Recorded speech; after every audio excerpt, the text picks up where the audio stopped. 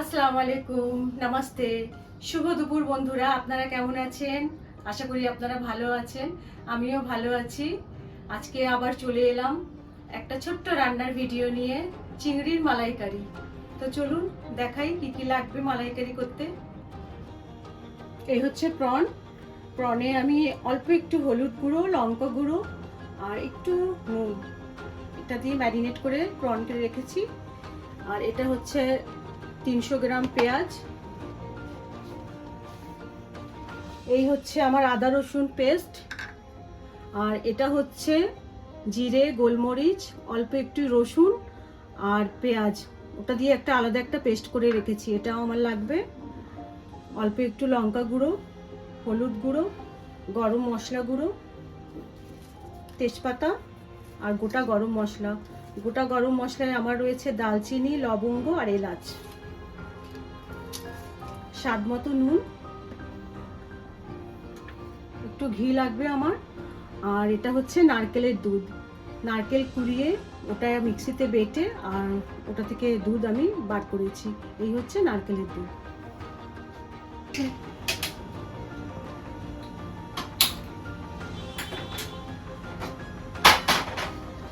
Gas আমি জ্বালিয়ে নিলাম। এই রান্নায় একটু তেল বেশি লাগে।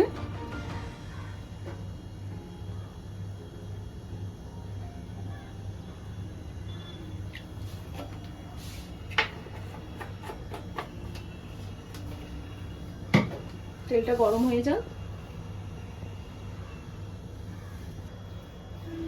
তেল আমার গরম হয়ে গেছে, এরপর দেবো আমি চিংড়ি মাছগুলো।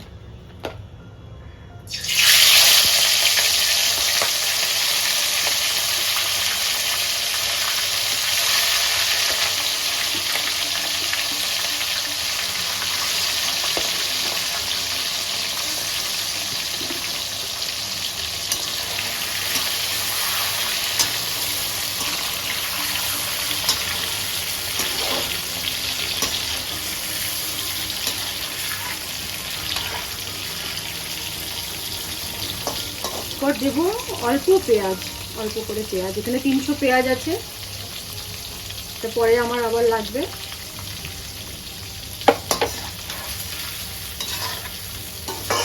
এটা ভালো করে ভাজা ভাজা করে নেব।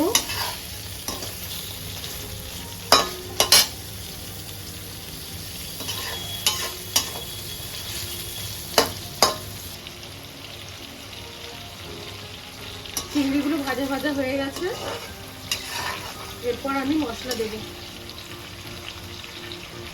দিয়ে দিলাম আদা রসুন পেস্ট,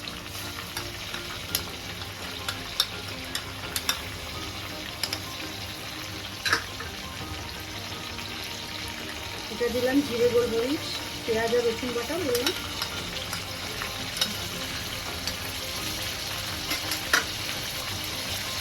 অল্প একটু জল দেবো আমি, আর মশলাগুলো পুড়ে যাবে। ভালো করে নাড়াচাড়া করে দিই।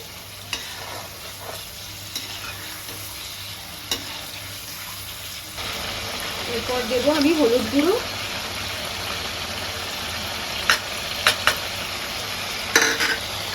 লঙ্কা গুঁড়ো,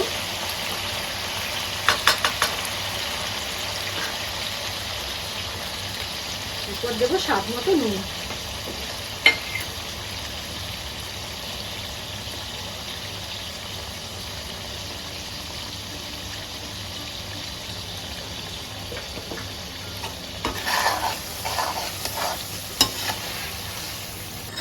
মশলাগুলো আমার ভাজা হয়ে গেছে, দেখুন তেল একদম উপরে চলে এসছে। এবার আমি চিংড়িগুলো বার করে নেব।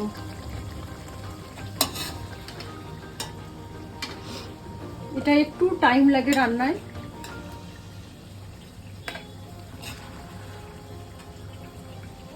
শুধু চিংড়িগুলো আমি তুলে নেব আর উপর থেকে একটু তেল তুলে নেব।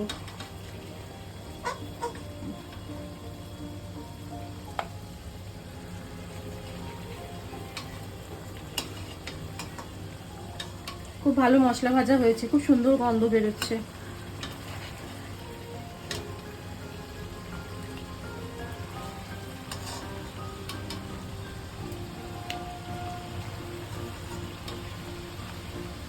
সব চিংড়িগুলো আমি তুলে নিলাম। এরপর অল্প একটু তেলগুলো একটু তুলে নেব আমি উপর থেকে।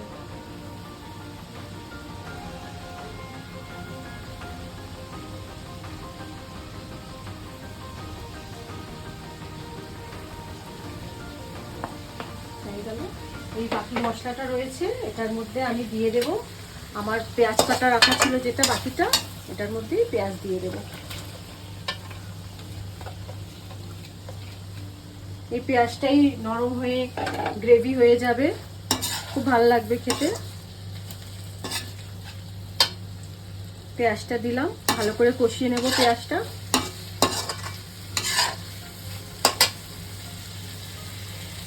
এর মধ্যে দেব তেজপাতা, গোটা গরম মশলা, এটা দিয়ে ভালো করে নাড়াচাড়া করে দিলাম।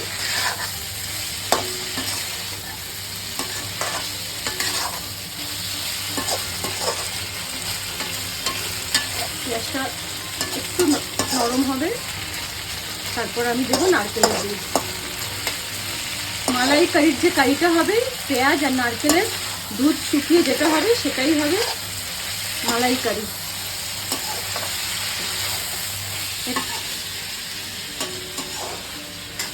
একটু লাগবে সময়।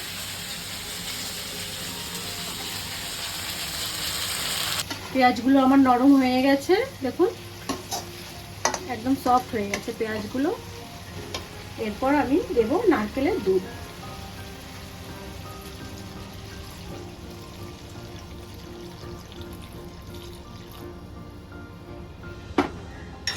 এমনভাবে দেবো নারকেলের দুধ, ওটার মধ্যে পেঁয়াজগুলো একদম হয়ে যাবে।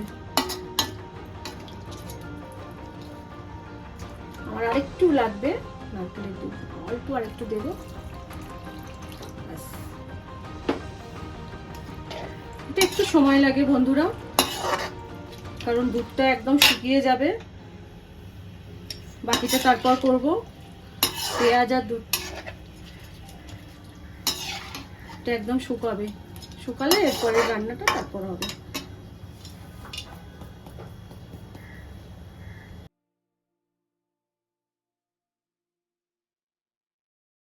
মোটামুটি আমার 40 মিনিট হয়ে গেছে। আসুন দেখি, একদম আমার নারকেলের দুধ একদম শুকিয়ে গেছে। দেখুন পেঁয়াজ আর নারকেলের দুধ মিক্স হয়ে কি সুন্দর হয়ে গেছে, একদম মালাইয়ের মতো। এরপর আমি এটার মধ্যে দেব অল্প একটু চিনি। একটু মালাইকারি মিষ্টি মিষ্টি ভালো লাগে, আমাদের বাড়িতে আমরা একটু মিষ্টি মিষ্টি পছন্দ করি।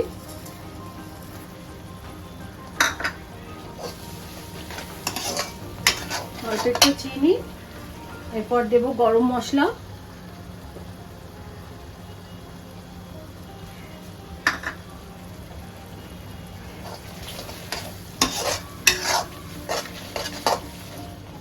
নাড়াচাড়া করে আমি চিংড়িগুলো দিয়ে দিলাম। আর তেলটা ছিল, তেল রেখেছিলাম উপর থেকে, এই তেলগুলো দিয়ে দিলাম।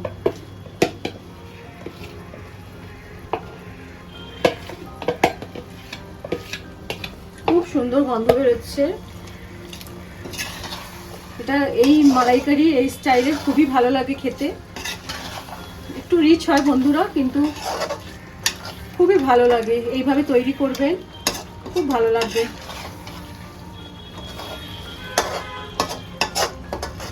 মালাইকারি তো প্রচুর সবাই তৈরি করে, কিন্তু সবাই নিজের নিজের স্টাইল। এটা আমার মায়ের স্টাইল।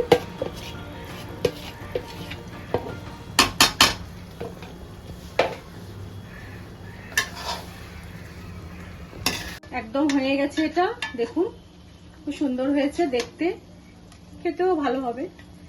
নামানোর আগে অল্প একটু উপর থেকে ঘি দিয়ে দিলাম, খুব ভালো স্মেল হবে এটায়।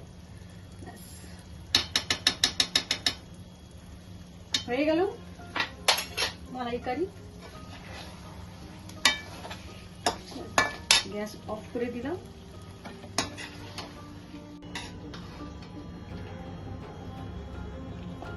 চিংড়িগুলো বার করে নিলাম।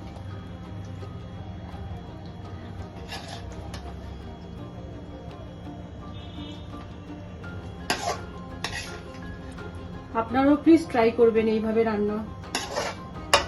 প্লিজ রান্না করবেন, কমেন্ট করে আমাকে জানাবেন কেমন হয়েছে। খুবই ভালো লাগে, খুব সুন্দর গন্ধ ছাড়ছে মালাইকারির। গরম ভাতে খুবই ভালো লাগবে খেতে।